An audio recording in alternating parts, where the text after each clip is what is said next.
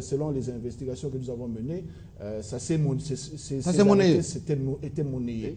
En deuxième lieu, il y a cette mise en place qui fait problème, qui fait grand bruit, cette mise en place dans les comités de gestion des institutions d'enseignement supérieur, qui aurait été également monnayée et qui est intervenue pendant une période suspecte. Et c'est que Harold a soulevé tout à l'heure le transfert de Kisangani à l'université de Kinshasa avec en prime une résidence au plateau des professeurs. On se fait soi-même juge et partie, même si dans ce pays... En temps record. Même si dans ce pays, le délit d'initié n'est pas sanctionné. Donc il y a eu conflit d'intérêts. Sur le plan d'éthique, sincèrement, il y a de quoi reprocher au professeur Tchelo. Et il y a encore plus visible, ça on n'a même pas besoin de mener des enquêtes, on n'a qu'à passer au niveau de l'Université pédagogique nationale. On est en train d'éraser aujourd'hui parce que la tutelle avait estimé bon lotir la parcelle. Et il y a pour quelque chose dans les morcellements En tout cas, dans le morcellement de l'UPEN, l'autorisation est venue de la tutelle et même les syndicalistes ont protesté énergiquement. Ils n'ont pas été entendus, mais heureusement qu'aujourd'hui, avec cette révocation, on a des faits qui démontrent que le ministre Tchelo méritait bien d'être révoqué. Et comme on l'avait dit auparavant, ils sont nombreux. Les Tchelo. Ils ne sont pas ils ne sont même pas qu'au gouvernement. On peut en trouver parmi les mandataires, publics, les mandataires publics intérimaires qui ont des intérims depuis de 2 années. On peut en trouver dans les cabinets du chef de l'État. On peut en trouver partout. On doit révoquer tout ce monde parce que la République aujourd'hui est en train de renaître. Au niveau de l'Est, il y a déjà l'autorité de l'État qui s'établit, qui s'introduit, qui s'impose d'ailleurs dans la majorité des localités. À Kinshasa, il faut que cette autorité s'impose auprès des décideurs. Les Koulouna subissent la loi, pourquoi pas les Koulouna en col blanc? Il faut démasquer les Tchelo. Il y a un élément, juste un élément. Ça, on n'a pas dit Tchelo est du PPRD, qu'on se l'ait dit. Si, il est du PPRD. Oui. C'est-à-dire que être membre du PPRD, ça commence à devenir un avantage. Et que si on est membre du PPRD, remarquez le comportement des cadres du PPRD qui sont aux affaires. Remarquez le comportement de Kimbuta, ils s'en foutent du Premier ministre. Remarquez le comportement. Mais j'ai dit, ça c'est un élément important, qu'il est du PPRD. Parce qu'il y a quand même des braves. Si des gens commencent à sanctionner les cadres du PPRD dans ce sens-là, nous ne sommes pas dans un parti. C'est un parti comme tout autre. Il doit naturellement respecter les procédures, ça c'est clair. Mais il ne faut pas imprégner les gens, c'est pas clair. C'est pas bien. Jean-Marie Kassamba, il y a un élément important, heureusement déjà soulevé par mon estimé confrère bienvenu Marie Bakoumania par rapport au terrain loti illégalement. Oui, autour de l'UPEN. De l'Université pédagogique nationale. Devant les faits, on s'incline, on le dit toujours. C'est Kimbuta qui a détruit avec le... c'est l'ensemble du gouvernement. Parce qu'il y a plusieurs ministres. C'est d'abord sur... Kimbuta, en tant que gouverneur, a exécuté. C'est pas Kimbuta. C'est d'abord sur... Merci beaucoup. Après plusieurs injonctions. C'est d'abord sur initiative de M. Tchelo, le tout permis dans ce pays, qui a estimé que non seulement le lotissement devait se faire, mais plutôt sur la centaine de parcelles de concessions, lui devait s'accaparer de la quasi-totalité. Voilà, le professeur d'université, le ministre de l'enseignement supérieur et universitaire. Et maintenant, d'où Alex c'est de l'ex, la loi est dure, mais c'est la loi, on l'a rasé. Mais parmi ceux qui ont acheté, il y a eu des investisseurs qui ont acheté des étrangers pour construire des magasins, construire ces sites. Au moment où avant le remboursement, moi je parle de l'amélioration du climat des affaires. Au moment où le gouvernement de la République et le chef de l'État se disent non, nous devons garantir le climat des affaires pour faire venir des investisseurs et ceux-là vont créer des emplois. On ne peut pas évoluer seul, nul n'est nul. Mais pendant que les investisseurs viennent, ils ont acheté auprès de qui? C'est auprès du gouvernement de la République. Et maintenant, on rase. Avec les cachets de Tchelo. Maintenant, on rase. Pas à tort, mais à raison, étant donné que c'est un site universitaire. Si nous nous retrouvons ici aujourd'hui, c'est parce que nous sommes universitaires. Absolument. Mais c'est de l'erreur d'un individu qui fait s'appeler l'honneur de tout un pays au nom de ses intérêts, égoïsto-gloutons. Et ces étrangers appellent chez eux, mais ils disent, mais votre pays que vous nous avez vanté comme étant propice aux investissements, voilà, on a acheté, on a détruit même nos constructions. Vous estimez qu'un individu comme ça, au nom du gâchis économique qu'il fait peser sur la République, on doit le laisser. Et il a été révoqué, il rentre chez lui à Haro ou à Ariwara, on le laisse calme. On a bien compris. S'arrêter. On a bien compris, je pense qu'on a fait le tour et on espère que ça va dissuader ceux qui restent encore, qui tapissent dans... Comme le ministre de l'Agriculture, là, qui fait n'importe quoi. Non, non. On doit le sanctionner, on doit savoir... Il a un nom bizarroïde, là, je ne sais pas. Au Bas-Congo, il est révoqué. Oui, il y a beaucoup de choses. Mais par contre, chez nous, ici... Le ministre national de l'Agriculture d'ici, il a réalisé ce qu'on appelle l'opération retour. Dès la confusion. Il s'harmonise avec les ministres provinciaux sans pour autant que le gouverneur soit impliqué. Donc il faut que Matata regarde un tout petit peu. Il va même en guerre contre... Donc ça veut dire que tout en étant le ministre national, il escroque la province d'Ibakou. J'aime qu'à. Il va même en guerre contre les services spécialisés de la présidence de la République, le ministre de l'Agriculture, qui s'occupe des services qui s'occupent de l'agriculture, qui dépendent du chef de l'État. Ce monsieur va en guerre contre des services comme ça. Mais vous narguez le chef de l'État alors que ces services se battent pour l'amélioration du social du Congolais. On va essayer de suivre de très près. Daniel Safou qui aime bien les investigations et la semaine d'après, on va y revenir. J'ai les documents sur J'ai été documenté davantage. Documenté davantage. Alors il nous reste quand même une dizaine de minutes pour qu'on puisse parler de cette visite à l'est de la République démocratique du Congo du chef de l'État qui est arrivé à Kisangani. Beaucoup de gens se sont déplacés à l'aéroport. Il a fait plusieurs réunions à Kisangani.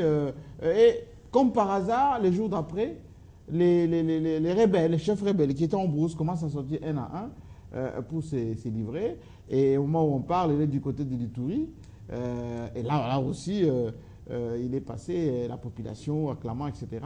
Qu'est-ce qui explique qu'à l'Est, pendant longtemps, il y a eu les envahisseurs, comme on dit, qui étaient là, mais il n'y a pas eu le syndrome d'affectivité qui s'est installé. Les gens aujourd'hui retrouvent les sourires, saluent les chefs de l'État. Manifestation monstre à Beni il y a 2 jours. Oui, vous savez, le président Kabila ne peut qu'être applaudi des 2 mains par cette population parce que ça commençait à devenir trop. On a levé les barrières un peu partout. Oui, souvenez-vous, je vous avais dit que nous frôlions déjà la révolte populaire. Oui. Parce que la population en avait marre et les jeunes gens s'apprêtaient à ramasser. On allait assister à une multiplication des groupes rebelles. Oui. D'autodétermination. D'autodéfense. Pour essayer de narguer ces envahisseurs. Oui. Bon, je pense que le chef de l'État, il a bien fait d'aller remonter le moral de la population et il va présider une grande réunion mercredi à Goma. À Goma, Sipa, Ruchuru. Oui. Carrément Ruchuru. Oui, Sipa. Dans le fief Tenkunda. Ça serait une bonne chose pour remonter le moral, mais il faut ouvrir les yeux parce que ça dérange un peu nos ennemis.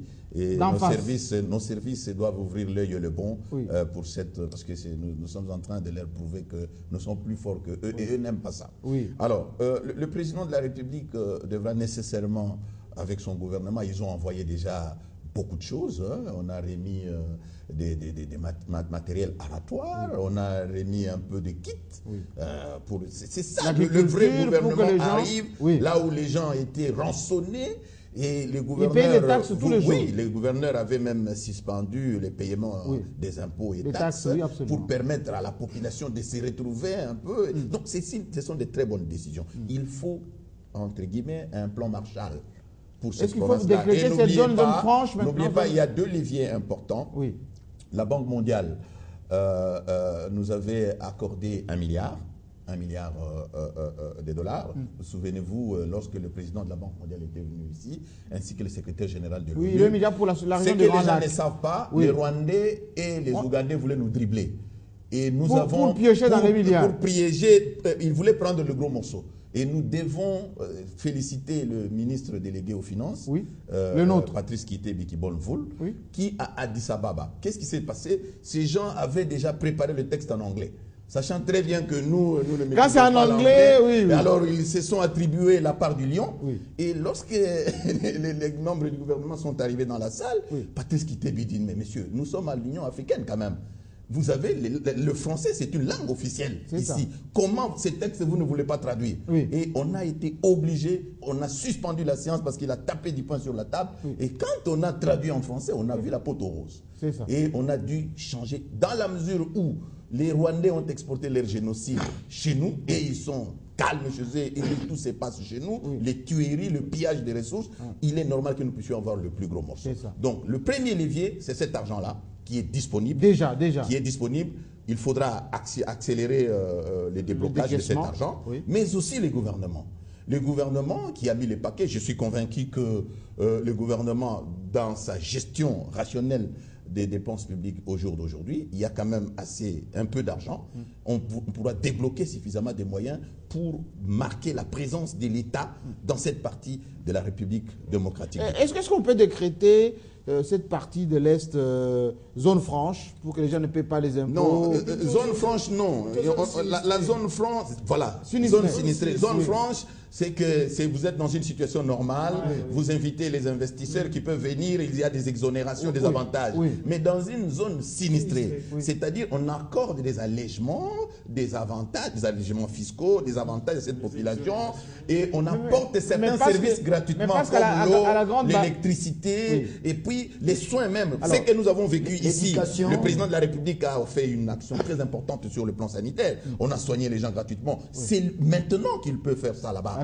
Pour que les médecins quittent ici, aller soigner les gens gratuitement. Ce sont des actions comme ça. Parce qu'il y a quand même deux points très importants. Il y a la grande barrière de Gisenyi, où il y a un trafic énorme chaque jour, et puis la grande barrière de Bunagana, où il y a beaucoup de marchandises qui doivent Dar es Salaam, en passant par l'Ouganda vers chez nous. Beaucoup de camions qui viennent avec beaucoup de marchandises. Oui, Jean-Marie, la DGDA perçoit effectivement de ce côté-là suffisamment de ressources, suffisamment de recettes, mais on ne doit pas oublier que dans ces coins-là, on a perdu plus ou moins 6 millions de Congolais. Donc on ne doit pas faire les affaires sur le dos de ces morts, sur le dos de ces victimes, des sinistrés. Je voulais quand même revenir à la visite du président Kabila à l'Est. Tous les Congolais savent que le président de la République, c'est une institution. Et aujourd'hui, que Kabila se déplace dans l'Est et qu'ils reçoivent l'accueil qu'il est en train de récolter sur place là-bas, c'est dire que la communauté congolaise envoie un message fort à la communauté internationale. Lequel? Ce message est simple. Le message est simple. Nous sommes liés à Kinshasa.